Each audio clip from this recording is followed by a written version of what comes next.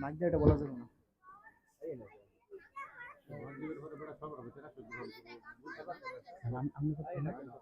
এটা চালু দিছে না, এটা লাইন দিন।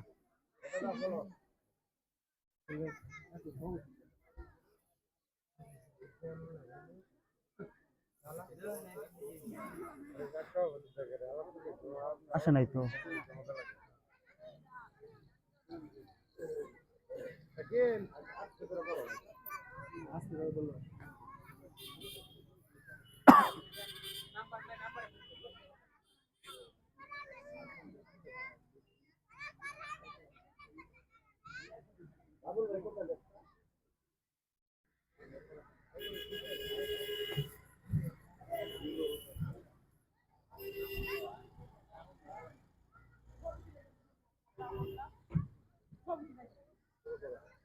নাই তো, মাইক চালু হচ্ছে না তো।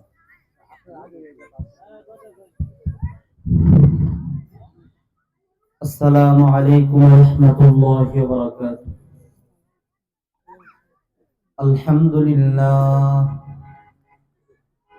আলহামদুলিল্লাহি ওয়া কাফা ওয়া সালামুন আলা ইবাদিহিল্লাযীনা ইসতাফা। আম্মা বা'দ, فأعوذ بالله من الشيطان الرجيم. بسم الله الرحمن الرحيم. إنك لا تهدي من أحببت ولكن الله يهدي من يشاء. صدق الله المولانا العظيم وصدق رسوله النبي الكريم، ونحن على ذلك من الشاهدين والشاكرين، والحمد لله رب العالمين. कौनाइन का मुख्तार खुदा तुमको बनाया, उम्मत की निगाहबान खुदा तुमको बनाया, उम्मत की निगाहबान खुदा तुमको बनाया। আলহামদুলিল্লাহ। ছোট বড়াই গজারি টেক যুব সমাজের উদ্যোগে দ্বিতীয় বার্ষিক ওয়াজ ও দোয়ার মাহফিলের সম্মানিত সভাপতি আলহাজ মোহাম্মদ জাকিরুল ইসলাম বাবুল মন্ডল, সভাপতি আলহাজ ডাক্তার নজরুল ইসলাম জামে মসজিদ, উক্ত মাহফিলের সম্মানিত সভাপতি সাহেব সহ যারা আলোচনা করবেন উলামায়ে কেরাম সহ বিভিন্ন দীর্ঘ বিভাগ থেকে ছুটে আসা ইসলাম প্রেমিক যুবক ভাইয়েরা, বাবার বয়সী মুরব্বীরা, পর্দার অন্তরালে অবস্থানরত আমার শ্রদ্ধেয় মা ও বোনেরা, ছোট ছোট আমার কলিজার টুকরারা, ইসলাম প্রেমিক যুবক ভাইয়েরা, স্কুল কলেজ মাদ্রাসা ইউনিভার্সিটির ছাত্র ভাইরা, আসুন আমরা প্রত্যেকেই দল মত নির্বিশেষে সেই আল্লাহর দরবারে শুকরিয়া আদায় করি যে আল্লাহ পাক দয়া করে, মায়া করে, মহব্বত করে, ভালোবেসে আমাকে আপনাকে জালিয়াতুর রহমানে বেহেশতের বাগানে আল্লাহ এবং আল্লাহর রাসূলকে পাওয়ার মজলিসে, গুনাহ মাফের মজলিসে, নেক কামানোর মজলিস আশার বসার তৌফিকটুকু দান করে দিয়েছেন, সে আল্লাহর দরবারে শুকরিয়া আদায় করি। সবাই পড়ি আলহামদুলিল্লাহ।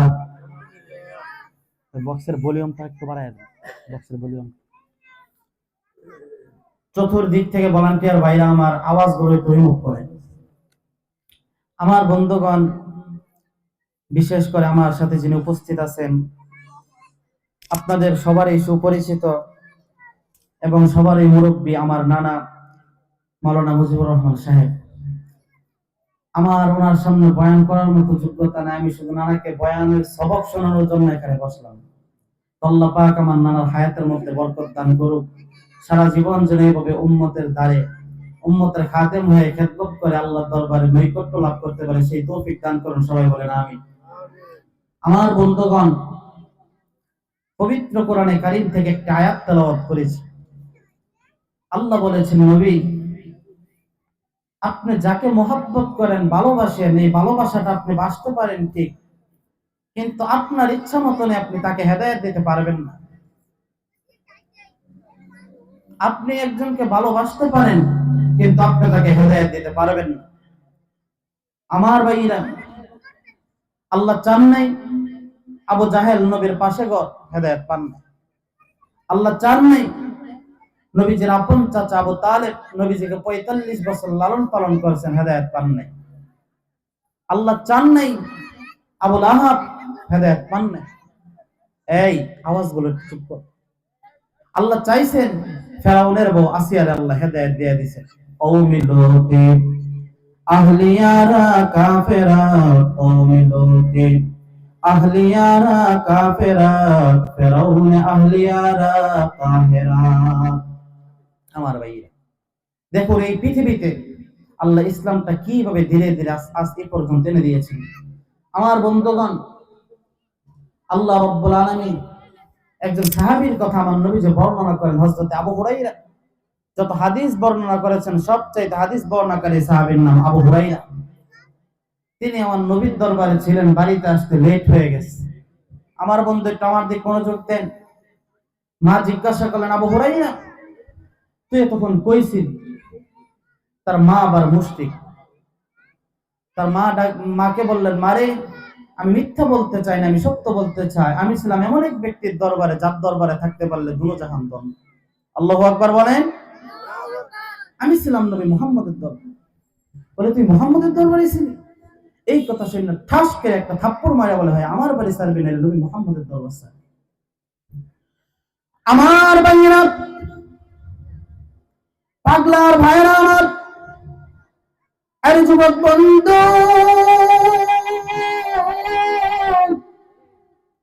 কেন আমার আপনার দিল নরম হবে না? আমার আল্লাহ পাক রব্বুল আলামিন এই পৃথিবীতে ইমানদার বান্দাকে ভালোবাসেন, কোরআনের পথে যে চলেন তাকে ভালোবাসেন। কেমন ভালোবাসেন? জান্নাতের সার্টিফিকেট আমার আল্লাহ দুনিয়ায় দিয়েছেন। আমার বন্ধু রে, হযরত আবু হুরায়রা মাকে ডাক দিয়ে বললেন, মা রে, আই মা, তুমি আমারে মারলা, তুমি আমারে আঘাত করলো, ওই মা গো আমায় বলে দিয়াছ, হায় নবীর দরবার ছাড়বো নাইলে তোমার বাড়ি ছাড়বো। শুনে রাখো মা,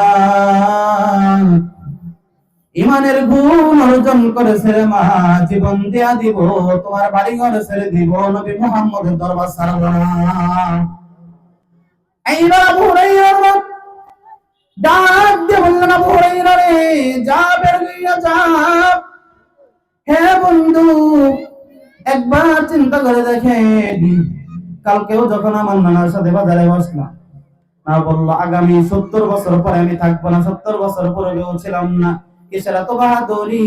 কার জন্য জানি জঙ্গল বাস রেডি হয়ে গেছে, কার জন্য জানি রে সাদা মার্কিনি কাপড় তৈরি হয়ে গেছে, কার পিছনে জানি গো মালাকুল মউত আজরাইল দাঁড়ায় রইছে।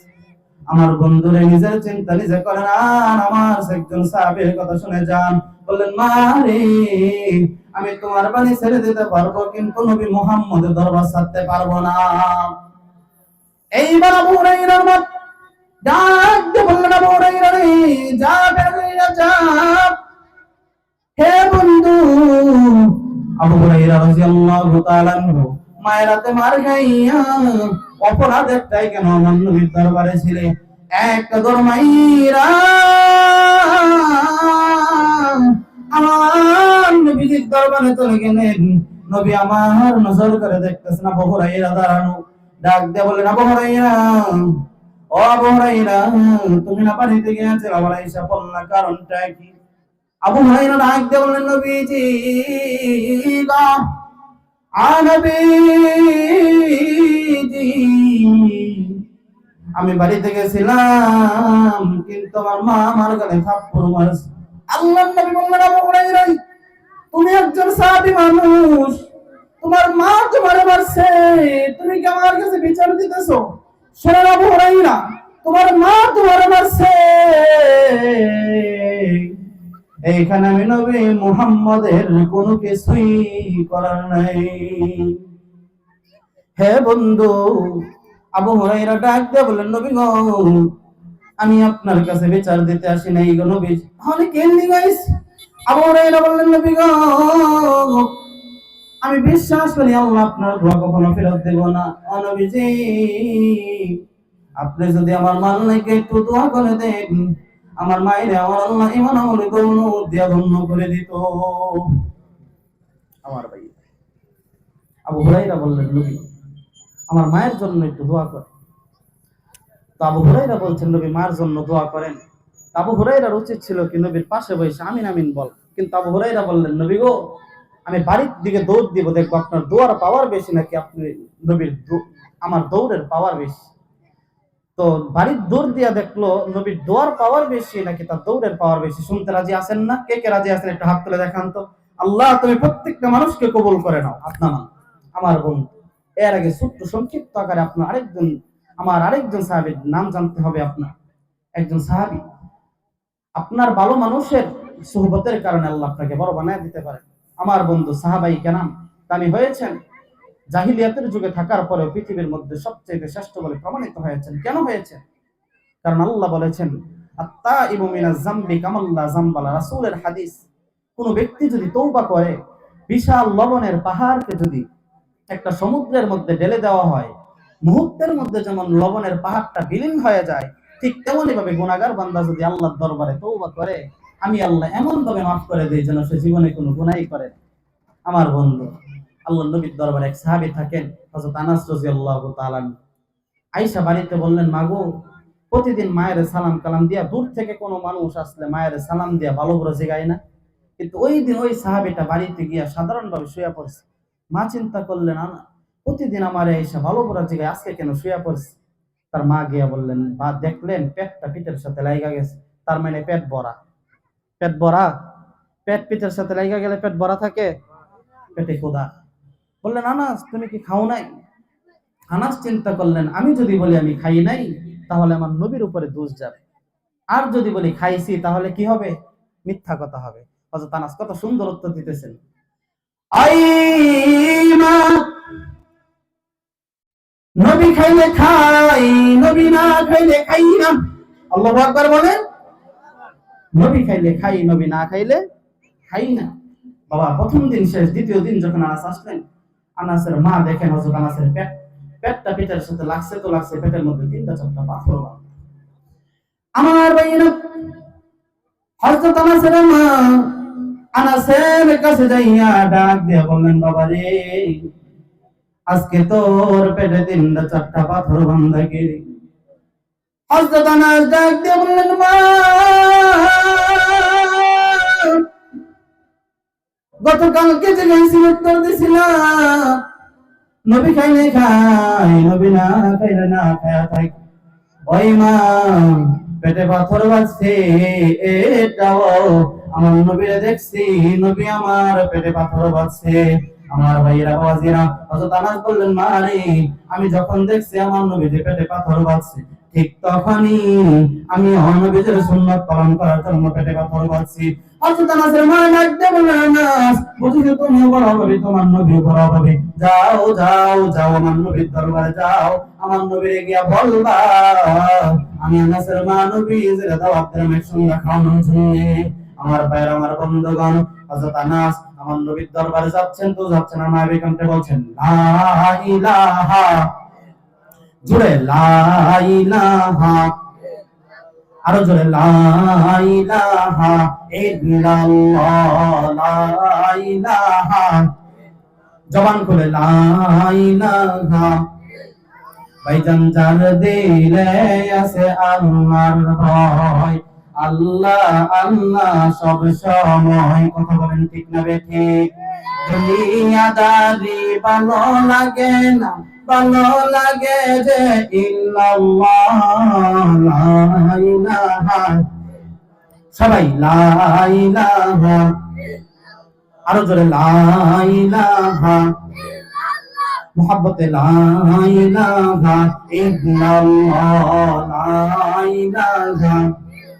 বহু দূরে মাদিনা, আমরা কেমনে যাব জানি না, দয়া কর দয়ার আল্লাহ, বলেন দয়া কর দয়ার আল্লাহ, পোড়াও মনের বাসনা, লা ইলাহা।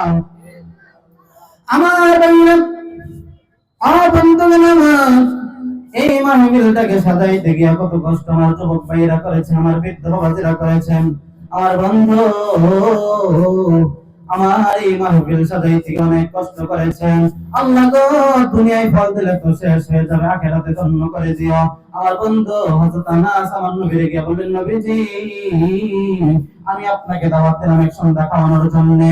আমার নবী বললেন, আনাস পূর্ণিমার চাঁদ যখন উঠবে তখন তোমার বাড়িতে আমি হাজির হইব। হযরত আনাস আমার নবীর দরবার থেকে বাড়িতে গিয়ে বললেন, মা রে, পূর্ণিমার চাঁদ যখন উঠবে তখন আমি আপনার বাড়িতে হাজির হইব। আমার ভাইয়েরা বাবাজিরা, পূর্ণিমার চাঁদ যখন উঠলো আমার নবী যে হাজির হইল। আল্লাহর নবীকে হযরত আনাসের মা ডাক দিয়ে বললেন, নবীজি আমি আপনাকে কেন দাওয়াত দিয়েছি আপনি বুঝি করে ফেলেছেন? আল্লাহর নবী বললেন, না না না, আমি তো বোঝার ক্ষমতা রাখি না, আমাকে বাংলা গায়েব জানেন নাই, একটা বুঝেছি আর একটাও জিবরাইল আমি আমারে বইলা দিছে। আমার ভাইরা, আমার বন্ধুগণ, হযরত আনাসের মা বললেন, নবী গো আপনি আমার ছেলের জন্য একটু দোয়া করবেন। হযরত আনাস ডাক দিয়ে বললেন, মা রে, একবার পূর্ণিমার চাঁদের দিকে তাকাও আর একবার আমার নবীর চেহারার দিকে তাকাও, কারণটা কি বুঝলাম না। হযরত আনাসের মা ডাক দিয়ে বললেন, বাবা রে, বুঝবি না বুঝবি না, আমার মনের খবর আমার আল্লাহ আমার নবী যেটা জানাইয়া দিছে। আমার ভাই, হযরত আনাসের মা বললেন, একবার পূর্ণিমার চাঁদের দিকে দেখে আরেকবার আমার নবীর চেহারার দিকে দেখে। আনাস বললেন, মা আপনি এইভাবে তাকাতাকি করেন কেন? একবার পূর্ণিমার চাঁদে কি দেখেন, আমার নবীর চেহারায় কি দেখেন? আমার বোন হযরত আনাস বললেন, মারে, হযরত আনাসের মা বললেন, বাবা রে, পূর্ণিমার চাঁদের দিকে তাকায় আমি খবর পাইলাম পূর্ণিমার চাঁদের গায়েও 3-4টা দাগ দেখা যায়, কিন্তু আল্লাহর নবীর চেহারায় কোনো দাগ দেখা যায়। আমার বন্ধুগণ, আমরা সেই নবীর উম্মত। আজকে পৃথিবীর মধ্যে আল্লাহ রাব্বুল আলামিন আমাদেরকে কেন টিকিয়ে রেখেছেন? যেই ব্যক্তি কুফরি করে তার পরিণাম তো আল্লাহ অবশ্যই দিবেন, আল্লাহর হুকুম মতনে চলবেন। হুকুম আল্লাহর যেই পৃথিবীতে মানুষকে সাহাবায়ে কেরামদেরকে শ্রেষ্ঠত্ব করার একমাত্র কারণ তারা আল্লাহর হুকুম মতনে চলেছেন, নবীর সুন্নাত মতনে চলেছেন।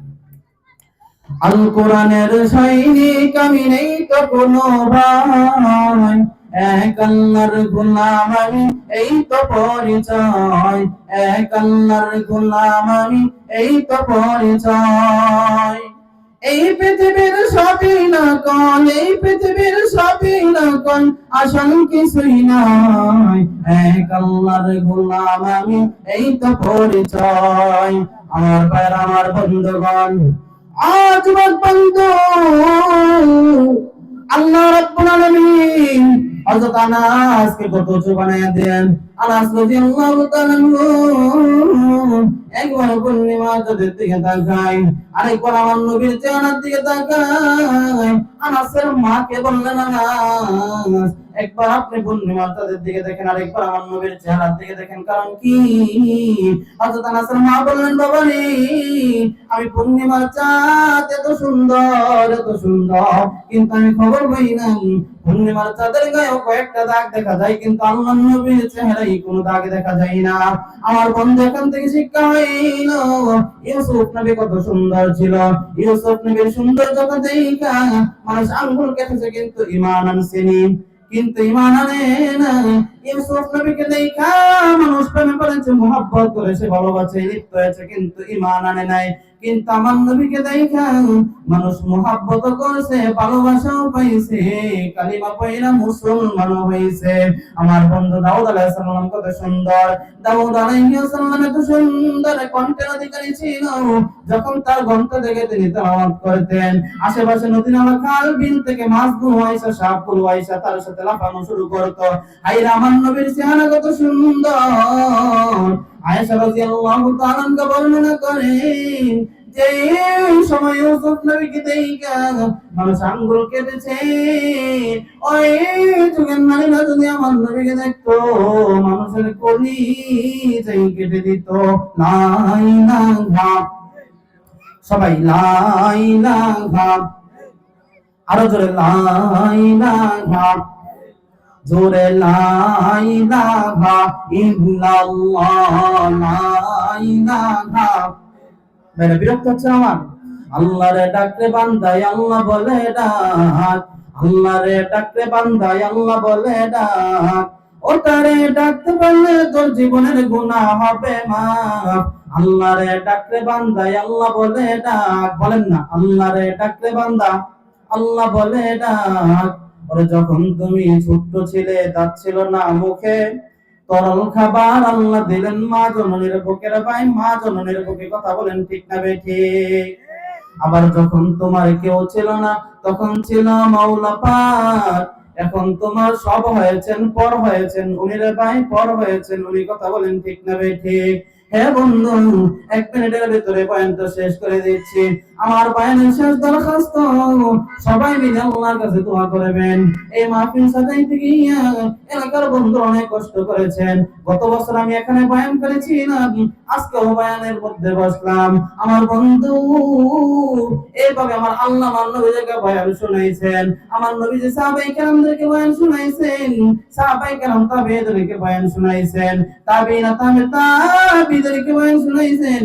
আমি ওই মর্মে আপনাদের এখানে বসলাম। আমার বন্ধু, বয়ান শোনার দ্বারা একটা উদ্দেশ্য হইল আপনার কলবের যত ময়লা আছে সব যেন আমার আল্লাহ পরিষ্কার করে দেয়। কার জানি গো মা নাই, কার জানি গো বাবা আছে মা নাই, কার জানি গো মাও নাই রে বাপ নাই। সবাই আল্লাহর কাছে একটা ডাক দেয়া বলেন না আল্লাহ, সবাই বলেন না আল্লাহ। আল্লাহ, পয়েন্টের শেষ মুহূর্তে তোমার বান্দাগুলো যারা তোমাকে ডাক দিছে, জীবনের সব কিছু তুমি তাদের জন্য সফল করে দাও। অবন্ধ, কার জানি ব্যবসায় বরকত হয় না, কার গো ছেলে মেয়ে পড়ালেখা করে না, কার গো পড়ালেখায় বরকত হয় না, কার পরীক্ষার মধ্যে ভালো রেজাল্ট হয় না, কার পারিবারিক অশান্তি দূর হয় না। আল্লাহ গো, তুমি প্রত্যেকটা মানুষকে ঈমানি হালতে বাঁচাইয়া রাখো, সবাই বলেন আমিন। আমার ভাইরা বিরক্ত হইলেন, রাগ হইলেন? আল্লাহ তুমি আমার প্রত্যেকটা ভাইদেরকে কবুল করে নাও। এখন আমার নানা বয়ান করবে, সবাই শুনবেন, কেউ চাইবেন না। অত্যন্ত চমৎকার আলোচনা করেন, আমি ওনার আলোচনা শোনার জন্য এখানে আসছি। আল্লাহ তুমি আমার ভাইদেরকে কবুল করে নাও, আমিন। ওয়া আখির দাওয়ানা আলহামদুলিল্লাহি রাব্বিল আলামিন।